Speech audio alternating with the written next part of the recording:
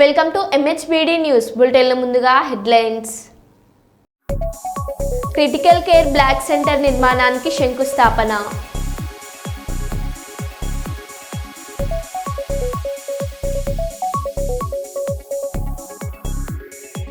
మహిళపై దాడి స్పందించిన ఎంఆర్పల్లి సిఐ గోవింద్.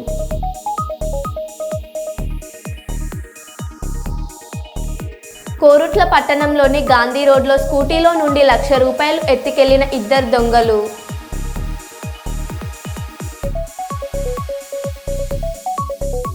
పంతొమ్మిదవ తేదీన Hanamkonda arts and science college గ్రౌండ్లో కాంగ్రెస్ ప్రజాపాలన విజయోత్సవ సభ హాజరు కానున్న సీఎం రేవంత్ రెడ్డి. టేకుమట్ల ఐకేపీ కేంద్రాన్ని సందర్శించి ధాన్యం కొనుగోలు ప్రక్రియను పరిశీలించిన మంత్రి శ్రీ తుమ్మల నాగేశ్వరరావు.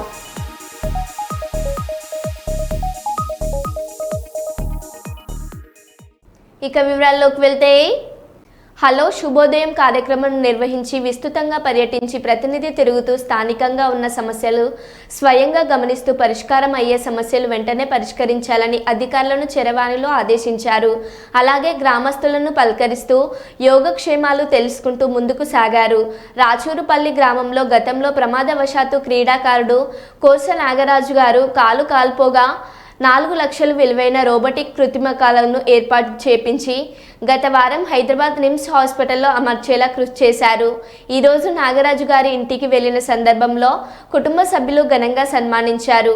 ఈ సందర్భంగా ఎమ్మెల్యే గారు మాట్లాడుతూ నాగరాజుకు భవిష్యత్తులో అండగా నిలబడతానన్నారు. గతంలో లాగా యథాతథంగా ఆటల్లో పాల్గొనడానికి అండగా ఉంటానన్నారు. జాతీయ స్థాయిలో ఆడడానికి తోడ్పాటు అందిస్తామన్నారు. ఈ కార్యక్రమంలో దమ్మపేట మండల కాంగ్రెస్ నాయకులు, స్థానిక ప్రజలు, అధికారులు తదితరులు పాల్గొన్నారు.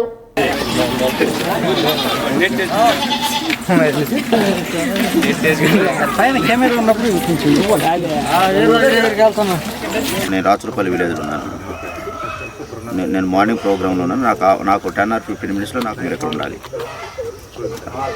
రాచూరుపల్లి రండి. జిమ్ అనమాట. ఇప్పుడే పాల్గొని వచ్చా సార్? ఉందిగా, గేమ్స్ ఉంటాయి కదా, దాంట్లో పంపిస్తాను నేను. టాలెంట్ ఇక్కడ ఆపొద్దు, అక్కడ వరకు తీసుకెళ్ళి మీకు సంబంధించి నేను అట్లేం వెళ్తే పడద్దు. లేదు ఇది చాలా లాంగ్ ఉండి తెప్పించాను సార్. స్పెసిఫిక్ థెరపీ 4 లక్షల వరకు అయింది. మనకి ఒక స్పాన్సర్స్ మనం ఈ లెగ్ తనకు కావాలి అనే ఆలోచనతో మనం పెట్టినాం. అది దాని ద్వారా మీరు ఏమన్నా చూస్తారేమన్నా. అది మంచిర్యాల మెడికల్ కాలేజీలో క్రిటికల్ కేర్ బ్లాక్ సెంటర్ నిర్మాణం పనులకు ఎమ్మెల్యే ప్రేమ్ సాగర్ రావు శంకుస్థాపన చేశారు. ఈ కార్యక్రమంలో DMHO Harish Raj, medical superintendent Harichandra Reddy, medical college principal Dawood Sulemani, market committee chairman, municipal vice chairman, Nagpur municipal chairman, కౌన్సిలర్లు తదితరులు పాల్గొన్నారు. ఏటా బాణస్య మహిమా అతో జాగాచ్చ పురుషః పాదోస్య విశ్వభూతాని త్రిపాదస్యామృతం నిర్జాతోత్తరిచ్చతా పశ్చాత్ రోమ్యమదో పురుషః యత్పురుషేణ హవిషా దేవయజ్ఞామతన్వత వసంతో గ్రీష్మేద్దత్తం గ్రీష్మ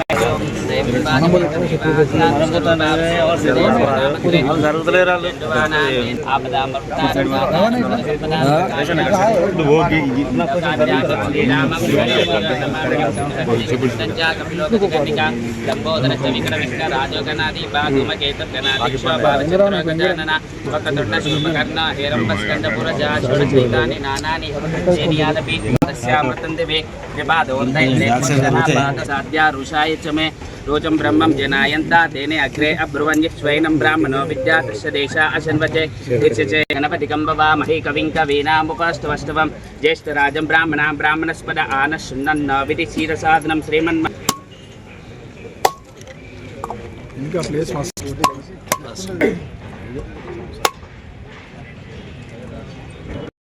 వేదిక మీద district medical and officer Harish Raju గారు, అదేవిధంగా ప్రిన్సిపల్ గారు,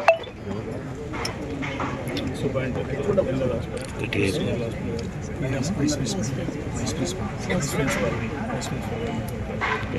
అదేవిధంగా సంబంధిత ఇక్కడికి వచ్చిన కౌన్సిలర్లు, vice chairman,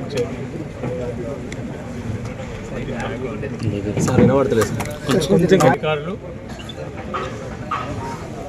Narsapur municipal chairman, అదేవిధంగా మంచిర్యాల వైస్ చైర్మన్, స్థానిక కౌన్సిలర్ అమ్మ పేరు ఏందమ్మా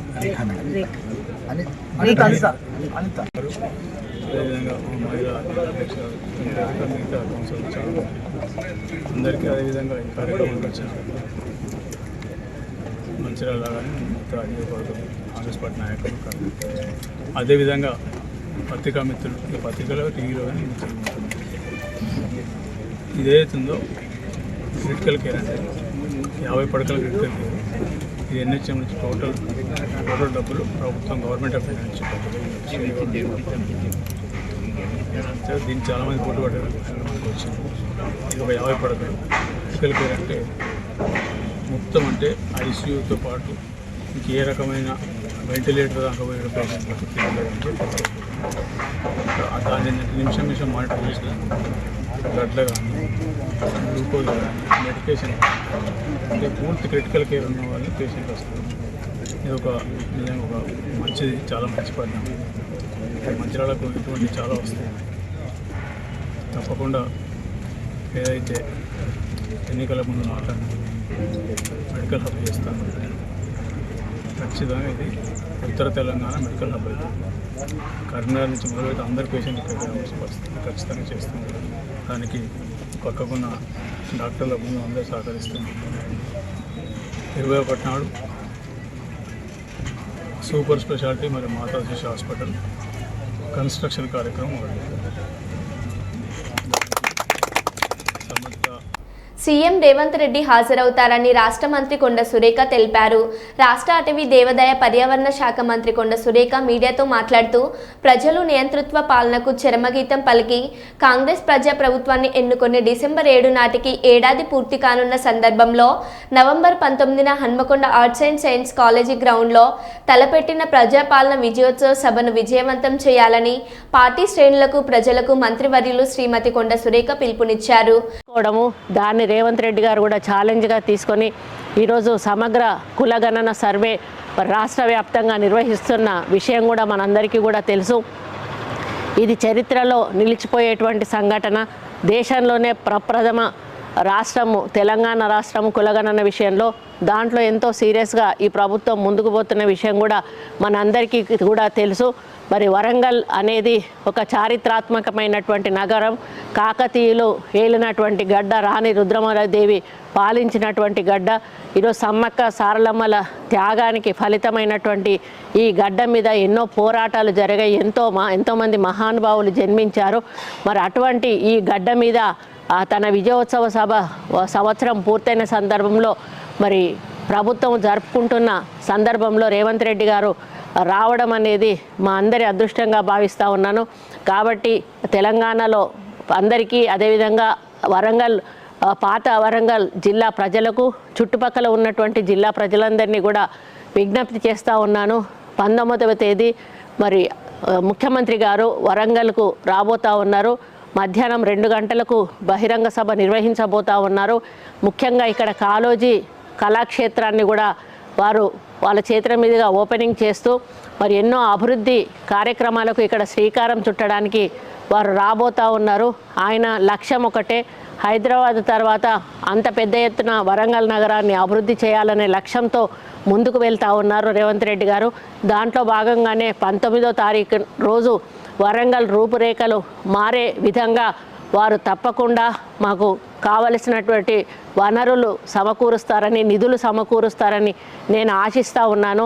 మరి మాకు ఆ క్షణం కోసం ఎదురు చూస్తూ ఉన్నాము.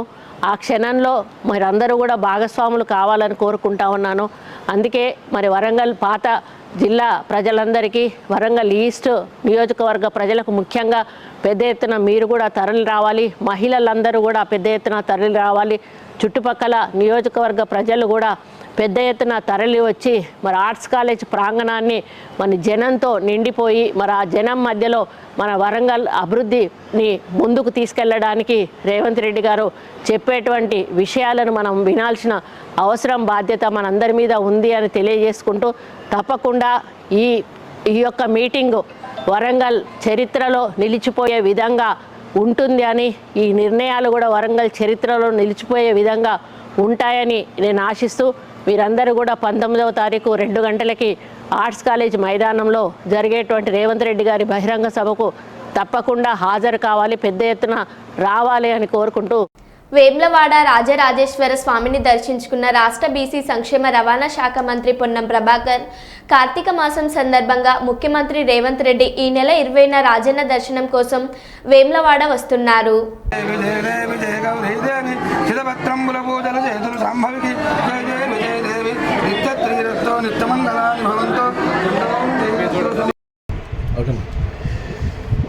కార్తీక మాస సందర్భంగా గౌరవ ముఖ్యమంత్రి గారు వేములవాడ రాజన్న దర్శనానికి వస్తూ రాజన్న దేవాలయ అభివృద్ధితో పాటుగా సిరిసిల్ల జిల్లాలో ఉన్నటువంటి టెక్స్టైల్ ఇండస్ట్రీకి సంబంధించినటువంటి వర్గాల అభివృద్ధికి సంబంధించి ఇక్కడ కొన్ని కార్యక్రమాలు తీసుకోబోతా ఉన్నారు. అది ఈ ప్రాంత అభివృద్ధి, ఇరిగేషన్ పరంగా కొత్త ప్రాజెక్టులు పెండింగ్లో ఉన్నటువంటివి కావచ్చు, ఈ ప్రాంత అభివృద్ధికి సంబంధించిన విషయం లోపల నేను మరియు వేములవాడ శాసనసభ్యులు ఆది శ్రీనివాస్ గారు, మానకొండ శాసనసభ్యులు, చొప్పదండి శాసనసభ్యులు అందరం కలిసి ఈ ప్రాంత అభివృద్ధికి సంబంధించిన ప్రజా సమస్యలు వారి దృష్టికి తీసుకుపోయి పరిష్కరించే విధంగా చర్యలు తీసుకోవడం జరుగుతుంది. ప్రస్తుత రాజకీయ పరిస్థితుల్లో ప్రభుత్వం 1 సంవత్సరం పూర్తి చేసుకుంటా ఉన్నది.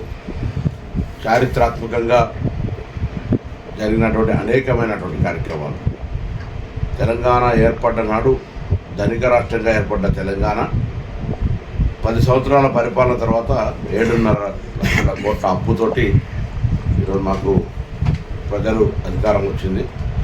ఈ యొక్క సందర్భంలో ఎటువంటి భూములు అమ్మకుండా, ఏవి కూడా వివిధ కొత్త కార్యక్రమాలు చేయకుండా 1వ తారీఖు జీతాలు ఇవ్వడం కావచ్చు, ఇవాళ ఆర్టీసీలో ఉచితంగా మహిళలకు బస్సు సౌకర్యం కలిగజేయడం కావచ్చు, 200 యూనిట్ల ఉచిత విద్యుత్ దాదాపు 70-80% మందికి ప్రజలకు అందుతూ ఉన్నటువంటి 200 యూనిట్ల ఉచిత విద్యుత్ కావచ్చు, 500 గ్యాస్ సిలిండర్ కావచ్చు, 5 లక్షల నుంచి 10 లక్షల రూపాయల ఆరోగ్యశ్రీ కావచ్చు, అన్నిటికంటే ఎక్కువగా రైతు రుణమాఫీ 1 లక్ష రూపాయలు మాఫీ చేయడానికి 5 సంవత్సరాల్లో 5-6 కిస్తులు తీసుకున్నటువంటి పరిస్థితి. అటువంటిది చారిత్రాత్మకంగా 2 లక్షల రూపాయల రుణమాఫీ అయింది. కొంతవరకైనా కుటుంబపరమైనటువంటి గ్రూపింగ్ లేని వాళ్ళ వివరాలు కూడా తీసుకోబడ్డాయి. వాళ్ళందరికీ నెలలోపు క్లియర్ చేయడం జరుగుతుంది. మిగతా 2 లక్షల పై ఉన్నటువంటి వాళ్ళకు సంబంధించి వాస్తవంగా మేము 2 లక్షల లోపల రుణమాఫీ చేస్తామని చెప్పినాం. కానీ పై ఉన్న వాళ్ళకు సంబంధించిన విషయంలో కూడా ప్రభుత్వం ఆలోచన చేస్తుంది. ఆ పై ఉన్న డబ్బులు కట్టించి 2 లక్షలు మాఫీ చేయాలని. ఆర్థికపరమైన ఇబ్బందుల వల్ల ఇది జరుగుతుందని ప్రజలు కూడా తెలుసు. తప్పకుండా రైతులకు అండగా నిలబడుతుంది. అదేవిధంగా కొనుగోలుకు సంబంధించిన విషయంలో కూడా ఎప్పటికప్పుడు రైస్ మిల్లర్లు కూడా కొంత ఇబ్బందికర పరిస్థితుల్లో ఉన్నప్పుడు కూడా వారి డిఫాల్ట్ లేని వాళ్ళందరికీ కూడా ప్యాడీ ప్రొక్యూర్మెంట్ ఛాన్స్ ఇచ్చి ఈరోజు కొనుగోలు ప్రక్రియ చేస్తూ ఉంది. కానీ కొంతమంది డిఫాల్టర్లుగా ఇయ్యాలని కూడా 20,000 కోట్లు రైతుల ధాన్యాన్ని కొనుగోలు చేసిన పైసలు ప్రభుత్వం చెల్లించినటువంటి ధాన్యం మిల్లర్ దగ్గర పెట్టుకొని ధాన్యము డబ్బు కట్టకుండా ఉన్నటువంటి సొమ్ము 20,000 కోట్లు. ఆ డిఫాల్టర్లకు ప్రభుత్వం అనేక సందర్భాల్లో సామాధాన భేద దండ అన్నట్టుగా అనేక రకాలుగా డబ్బు కట్టమని చెప్తా ఉంది. వారికి ఈసారి రైతుల ధాన్యాన్ని ఇవ్వటం లేదు. వారి వృత్తిపరంగా కూడా ఇబ్బంది వస్తుంది. మీరు రైతుల యొక్క ధాన్యాన్ని కొనుగోలు చేసే ప్రక్రియలో భాగస్వామ్యం కానప్పుడు కమర్షియల్ వ్యాపారానికి కూడా ఇబ్బంది కలిగేటువంటి పరిస్థితి ఉంటుంది. కాబట్టి మీరు వెంటనే మీ డిఫాల్టర్ స్టేటస్ నుంచి రెగ్యులర్గా రైతు ధాన్యం కొనుగోలే పరిస్థితికి రమ్మని ప్రభుత్వం తరఫున విజ్ఞప్తి చేస్తున్నాం. మీరు దయచేసి ఇప్పుడు ఉన్న పరిస్థితిని రైతులు ఇబ్బంది పడద్దు. రైతులు ఇబ్బంది పడద్దంటే ప్రభుత్వం ఎంత బాధ్యతనో మిల్లర్లుగా మీకు కూడా అంతే సోషల్ రెస్పాన్సిబిలిటీ ఉంది. మీకు అన్ని రకాల ఛార్జీలు, అన్ని రకాల ఎటువంటి ఇబ్బంది లేకుండా చూసుకోవడానికి ప్రభుత్వం కూడా పాలసీ తీసుకొచ్చింది. కాబట్టి ఆ రైతులకు సంబంధించిన ధాన్యం విషయంలో కూడా మొదట కొంత ఇబ్బంది అయినా మరి రైతులకు కొనుగోలు చేసే ధాన్యాన్ని అవసరమైతే ప్రభుత్వ గోదాంలో పెట్టండి అని చెప్పి ఆదేశాలు ఇవ్వడంతో ఇదంతా కూడా స్ట్రీమ్లైన్ అయింది. సన్న ధాన్యానికి కూడా 500 రూపాయల బోనస్ ఇస్తాను. భవిష్యత్తులో రైతులందరికీ విజ్ఞప్తి చేస్తాను, ఆ సన్న ధాన్యాన్ని పండించండి, బోనస్ పొందే ప్రయత్నం చేయండి. దాంతోపాటుగా మారుతున్న కాలానికి అనుగుణంగా కమర్షియల్ క్రాప్స్ కూడా వేసినట్టయితే ఆదాయం ఎక్కువ పెరిగేటువంటి అవకాశం ఉందనే మాట సందర్భంగా మనం వేసి ఇటువంటి విధంగా చైతన్యం తేవడానికి మరి అన్ని రకాల కార్యక్రమాలు తీసుకుంటున్నాం. ఇది అభివృద్ధి అటు పంచాయతీరాజ్ కావచ్చు, R&B కావచ్చు, ఇరిగేషన్ కావచ్చు, వెల్ఫేర్ కూడా చారిత్రాత్మకంగా మొట్టమొదటిసారి 40% మెస్ ఛార్జీలు పెంచి హాస్పిటల్ ఛార్జీలు పెంచి ఈరోజు గురుకులాలకు సంబంధించినటువంటి స్థితిగతులు కూడా మార్చే ప్రయత్నం చేస్తున్నారు. మాజీ రాజ్యసభ సభ్యులు కెప్టెన్ లక్ష్మీకాంతారావు జన్మదిన వేడుకలను పురస్కరించుకొని బీఆర్ఎస్ సీనియర్ నాయకులు అమరావతి సలీం ఆధ్వర్యంలో తెలంగాణ చౌక్లో ఏర్పాటు చేసిన వేడుకల్లో పాల్గొన్న కరీంనగర్ శాసనసభ్యులు గంగుల కమలాకర్, వీరి వెంట నగర మేయర్ సునీల్ రావు, మాజీ civil supply corporation chairman Ravinder Singh, BRS party జిల్లా శాఖ అధ్యక్షులు జీవి రామకృష్ణారావు, నగర శాఖ అధ్యక్షులు చెల్ల హరిశంకర్, మాజీ జిల్లా పరిషత్ వైస్ చైర్మన్ గోపాలరావు, నాయకులు తదితరులు పాల్గొన్నారు.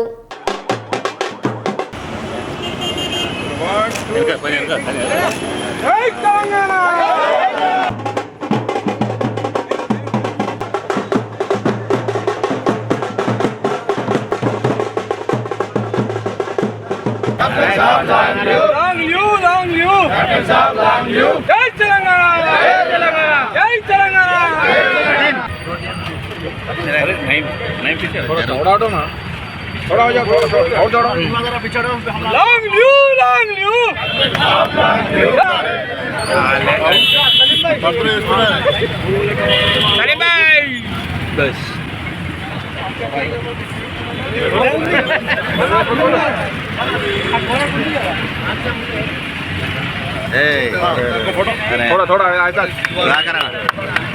थोड़ा इधर मैडम ऐसा देखो थोड़ा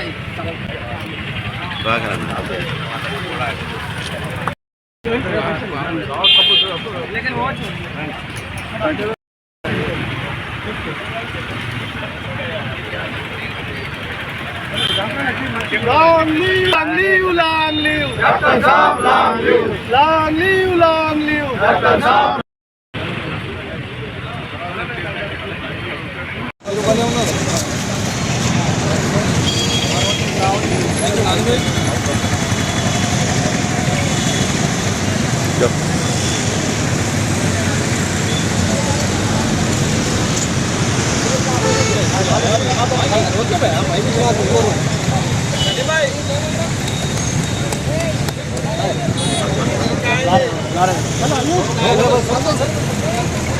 నమస్కారములు. ఈరోజు బీఆర్ఎస్ పార్టీ మోస్ట్ సీనియర్ నాయకులు, అదేవిధంగా మాజీ రాజ్యసభ సభ్యులు కెప్టెన్ లక్ష్మీకాంతారావు గారి జన్మదినం ఉన్నది. ఈ సందర్భంగా మా మైనార్టీకి సంబంధించిన ఉద్యమ పార్టీ సలీంభాయ్ ఆధ్వర్యంలో ప్రతి సంవత్సరం నిర్వహిస్తారు.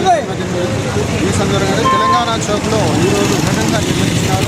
ఇందులో ముఖ్య అతిథిగా మన కమలాకర్ అన్న గారు ఎమ్మెల్యే, అదేవిధంగా మేయర్ గారు, కార్పొరేటర్లు, మైనార్టీ సోదరులు, ఉద్యమకారులు అందరూ వచ్చి పాల్గొనడం జరిగింది.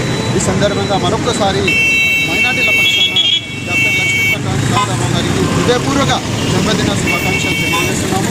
అదేవిధంగా వారు నిండు 100 ఏళ్ళు సుఖ సంతోషాలతో మంచి ఆరోగ్యంతో జీవించాలని మరియు ప్రజాసేవ చేయాలని కోరుతూ థ్యాంక్ యూ. జై తెలంగాణ.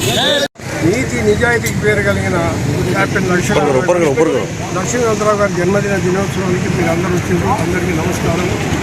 వారు నీతి నిజాయితీ అని చెప్పచ్చు.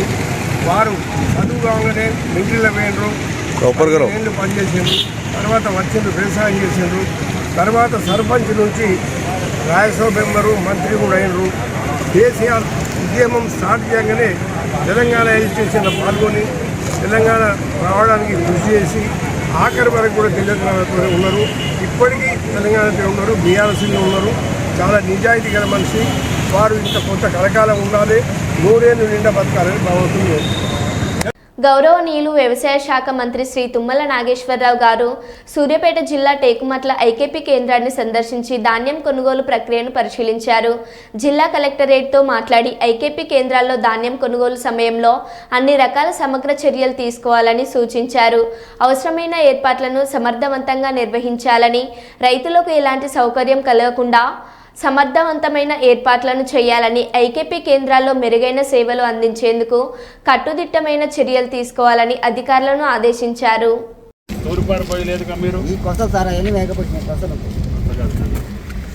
ఈ లేకుండా ఉంటే ఇంకా నీకు మంచి రేట్ వస్తుంది కదా. ఇంతకుముందు ఏంటంటే మనం ధాన్యం మంటతో కొట్టేటప్పుడు తూర్పారకు వచ్చేవాళ్ళం.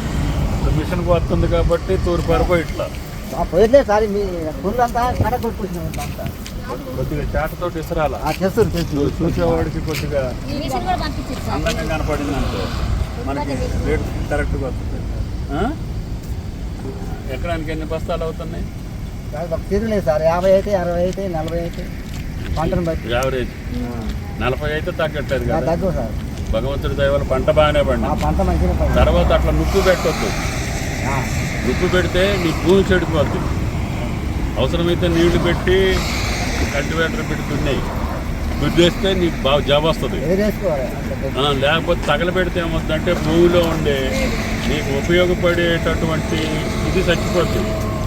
పంటకు కావాల్సినటువంటి అన్నీ ఉప్పు పెడితే చచ్చిపోతాయి. ఉప్పు పెట్టొద్దు. మనవాళ్ళకి కూడా చెప్పు. చెప్పినా కోరుట్ల పట్టణంలోని గాంధీ రోడ్లో స్కూటీలో నుండి ₹1,00,000 ఎత్తుకెళ్లిన 2 దొంగలు. పల్సర్ బైక్పై వ్యాపారిని వెంబడించిన దొంగలు SBI బ్యాంకులో నుండి డబ్బులు డ్రా చేసుకుని స్కూటీలో పెట్టుకుని దుకాణం వద్దకు వచ్చి తన స్కూటీని పార్క్ చేసిన బాధితుడు.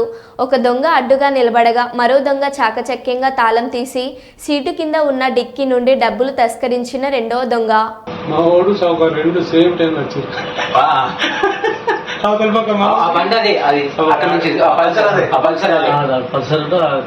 చేతులు పెట్టుకొని రిటర్న్ రాగా మనకి అర్థంగా ఉంటుంది పల్సర్. ఓకే ఓకే ఓకే ఇక్కడ అర్థం కదా, ఇది అర్థంగా వాడుతుంది. మళ్ళీ బండి మలుపుకుంటాడు, ఈయనేమంటాడు నువ్వు అవ్వమని.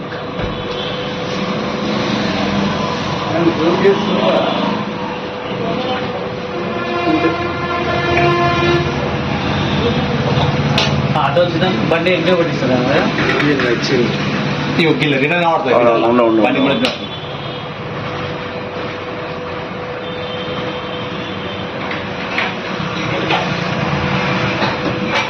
బండి చెప్తాడు. బండి ఎక్కడికి చెప్తాడు సామాన్ కోసం. కొంచెం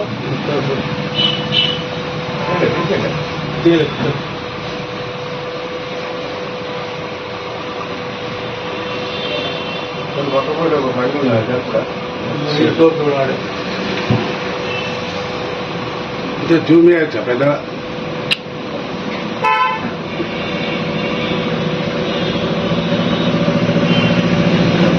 వేరే వాడు చెప్పిండు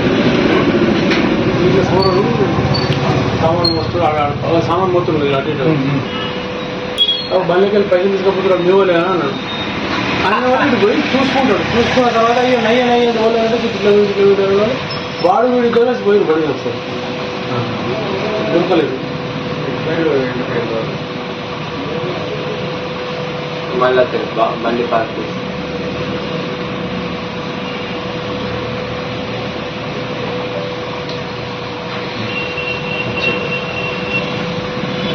నడుచుకుంటూ వస్తాడు.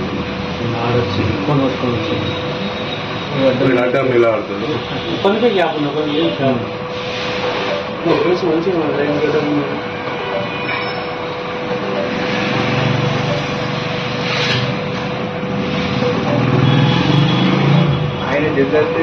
ఎంత సింపుల్ గా తీస్తాడు. తీసి రావాలి.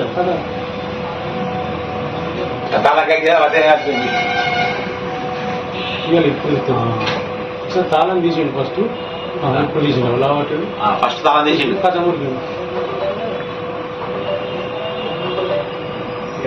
దానిలో ఇంకా బాగున్నాయట. అప్పుడే రామిరెడ్డి సార్ వచ్చిండు. రామిరెడ్డి గ్యాస్ రామిరెడ్డి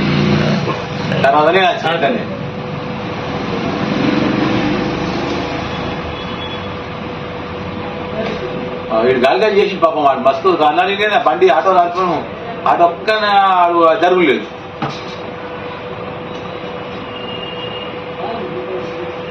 మొబైల్ చూసిండు మరి ఇప్పుడు చూసుకుంటాడు. అంటే బాగా టైం పడుతుంది.